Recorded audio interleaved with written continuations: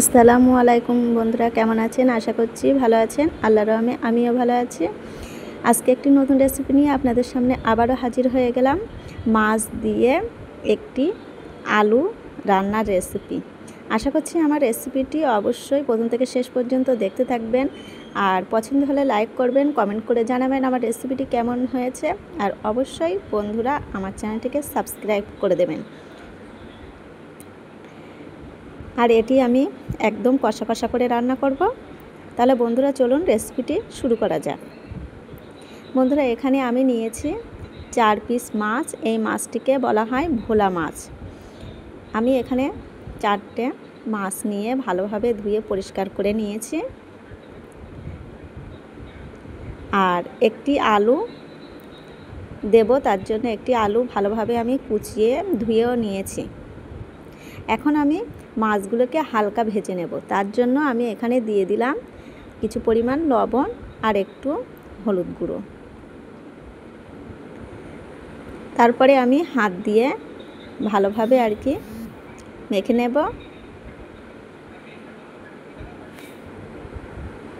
এই মাছগুলো খুবই নরম হয়, খুব নরম প্রকৃতির মাছ। আমি একটু হালকা করে ভেজে নেব। তার জন্য একটি প্যান বসিয়ে নিয়েছি আর একটু অল্প পরিমাণ তেলও দিয়ে দিয়েছি। তেলটা গরম হয়ে গেলে আমি মাছগুলোকে হালকা করে ভেজে নেব।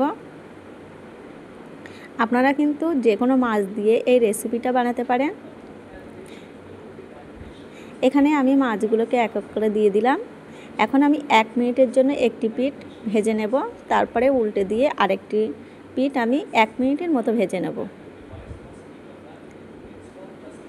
এখানে 1 মিনিট পরে আমি একটু উল্টে দিচ্ছি। আর কিন্তু বেশি ভাজা যাবে না, যেহেতু মাছটা খুবই নরম, বেশি ভাজতে গেলে কিন্তু একদম গলে যাবে।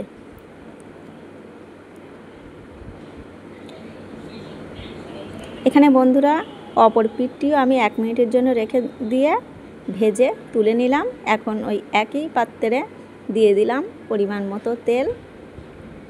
তেলটা গরম হয়ে গেলে তেলের ভিতরে দিয়ে দেব আমি কয়েক টুকরো 4-5টা শুকনো লঙ্কা আমি ছোট ছোট করে কুচি করে দিয়ে দিলাম। আর তার ভিতরে দিয়ে দিলাম একটি মোটা সাইজের পেঁয়াজ বাটা, দিয়ে ভালোভাবে নাড়াচাড়া করে নিলাম। এখন দিয়ে দেব আমি 1 চা চামচের মতো আদা রসুন বাটা, আর দিয়ে দিচ্ছে কাঁচা জিরে বাটা। কাঁচা জিরে বাটাটা দিলে কিন্তু খুবই দারুণ লাগে যে কোনো রান্নাটাই, বিশেষ করে মাছের ঝোলে দিয়ে দেখবেন খুব টেস্ট ভালো আসে। তারপরে দিয়ে দিলাম আমি অল্প পরিমাণ লবণ আর হলুদ, দিয়ে আবার একটু নাড়াচাড়া করে নিলাম। আগে যেহেতু মাছ ভাজার সময় আমি লবণটা দিয়েছিলাম, সেই জন্য এখন আমি অল্প দিয়েছি, লাগলে পরে দেওয়া যাবে। আর এখানে দিয়ে দিয়েছি বন্ধুরা একটু গরম মশলা গুঁড়ো অল্প করে, আর দিয়ে দিলাম আমি জিরে আর ধনে গুঁড়ো। সব কিন্তু আমি হাফ চা চামচ করে দিয়েছি, যেহেতু আমার মাছের পরিমাণটা কম। আপনারা বেশি পরিমাণ করলে তখন বাড়িয়ে দেবেন, 1 চা চামচ করে দেবেন মশলাগুলো। এখন আমি আলুগুলোকে দিয়ে ভালোভাবে মশলার সঙ্গে মাখিয়ে নিচ্ছি।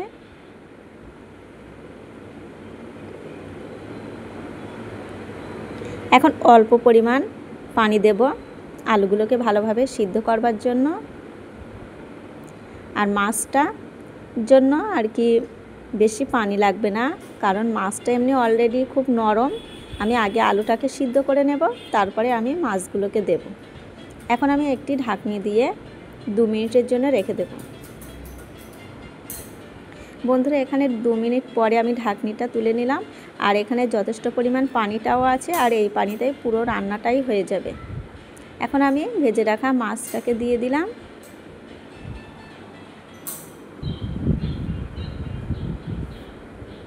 এখন মাছটাকে একবার দুবার উল্টে পাল্টে নিলেই আমার রান্নাটা কমপ্লিট হয়ে যাবে। এখানে আমি আর পানি দেব না, একদম কষা কষা করব গা মাখো মাখো করে আমি রান্নাটা করছি, সেই জন্য আর আমি এখানে আর ঝোল দেব না। আপনারা যদি ঝোল রাখতে চান তাহলে এরকম ঝোল অবস্থায় আপনারা নামিয়ে নিতে পারেন। এটিও কিন্তু ভালো লাগে খেতে, কিন্তু আমি একটু কষা মতো করে রান্না করব, সেই জন্য ঝোলটা আমি একটু মেরে নিচ্ছি।